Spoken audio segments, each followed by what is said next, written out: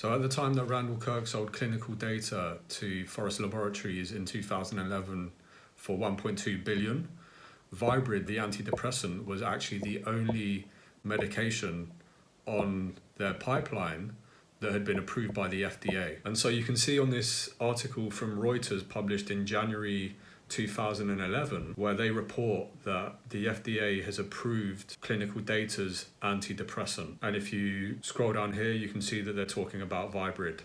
And you can see again from this article by Reuters, Forest Laboratories to acquire clinical data for 1.2 billion, published on February 22nd, 2011. And so you can see the acquisition of clinical data by Forest Laboratories took place literally 1 month after the announcement of Vibrid. And the same can be said for New River Pharmaceuticals, which was sold by Randall Kirk to Shear PLC for 2.6 billion. And so you can see from this article here that Shear PLC and New River Pharmaceuticals collaborated on the development of Advance, and it's almost as if part of this collaboration meant that upon the approval by the FDA, Shear PLC would acquire New River Pharmaceuticals. And so you can see from the examples that I pulled up so far that very quickly after the announcement and approval of a drug, by the FDA, in that Randall Kirk has worked on and developed, whether that's at New River Pharmaceuticals or clinical data, there's been an acquisition very quickly afterwards. And so at the time of the acquisition by Shear PLC of New River Pharmaceuticals, Vivance was the only drug that New River Pharmaceuticals were working on. And again, New River Pharmaceuticals, like I've mentioned in previous videos, was led by Randall Kirk. And again, it comes back to this decision making of having to realign his pipelines that he's done in the past. He has this proven track record of strategically being able to reallocate resources where needed to strategically position the companies that he's starting, the pharmaceutical companies that are in development, to align themselves to what makes sense commercially. Which drugs are more advanced, which ones stand to be more, from a business standpoint, more profitable, and he reallocates his resources, whether that's his money and his team, according to the insights and to the progress that he's made so far. And so Randall Kirk, who is the majority shareholder of Precigen with 10% under his name, and I think a further 40% under Third Security LLC, is in charge of kind of the strategic decisions around Precigen's pipeline. And there's been a fair amount of bearishness with the stock at the moment, and from my perspective, this is a great opportunity. Not investment advice, just the way that I read things based on his previous track record.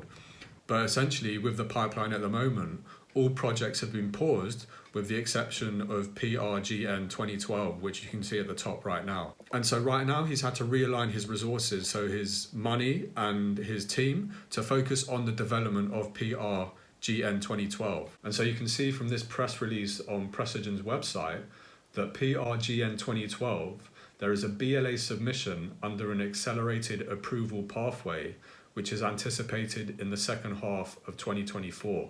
And so there's a couple of things to note with this. First of all, the accelerated pathway. This is something which is agreed with the FDA simply because Precigen 2012 is considered to be something which is in need, and it's going to be a one-of-a-kind treatment. A one-of-a-kind treatment which is not kind of available to the market yet, which is why the FDA have agreed to prioritize it through this accelerated pathway. And so you can see up here what a BLA is. It's basically a request for permission to the FDA to introduce a new biological product into interstate commerce. And so this is a major catalyst for the share price. Once there is approval, if there is approval, this is when things get serious in a way for Precigen, because they will have their first officially certified approved medication which is ready for interstate commerce. It gives it a seal of approval. And so another thing to note with this BLA submission, which is due at the end of 2024, ready for commercialization of Precigen 2012 in 2025, is the appointment by Precigen of Phil Tennant as Chief Commercial Officer. And so Phil Tennant was brought in a few months ago in order to navigate the commercialization and marketing strategy of Precigen 2012.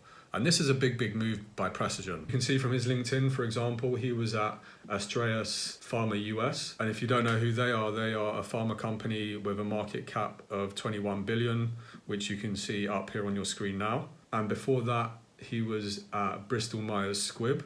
And you can see here that he's held a whole host of senior marketing positions and commercially focused positions within the pharmaceutical industry. So for example, what I mean by that is, at Astraeus Pharma US, he was the Senior Vice President, Global Head of Oncology Marketing. If I scroll down and we look at Bristol Myers Squibb, same kind of thing, Head of Commercial Strategy and Operations, Brand Lead, Head of Hematology Marketing. And again, his 12 years at AstraZeneca, he worked in a whole host of marketing roles. He's worked as Commercial Projects Director in International Sales and Marketing.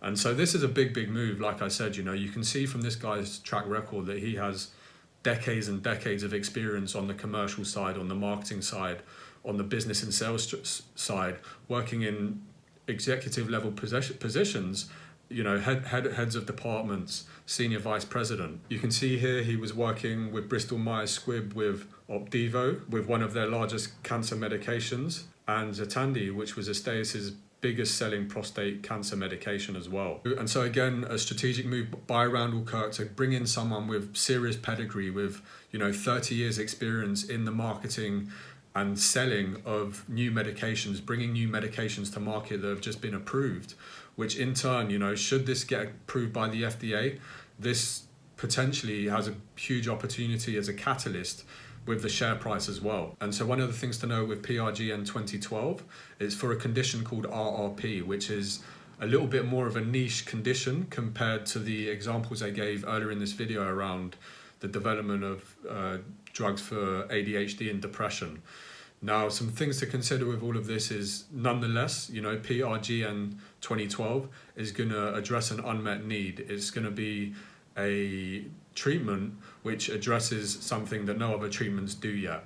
And so there is this element of it being one of a kind, which in turn makes Precigen unique in that way and could well be ripe for acquisition by someone else. Either way, irrespective of that, whether an acquisition takes place or not, there are big catalysts coming up for Precigen around the BLA submission, which, should it be approved, we will experience a share price spike. Further catalysts will come around the commercialization of the drug as well. And when it goes to market, again, this is going to spike the share price too. And so naturally, I will keep you updated with developments with Precigen and a lot of the other stocks that I share. Depending on what happens in the market as well, I'll share my strategies of what I'm doing as well. So in the meantime, have a great day and thanks for watching. All the best.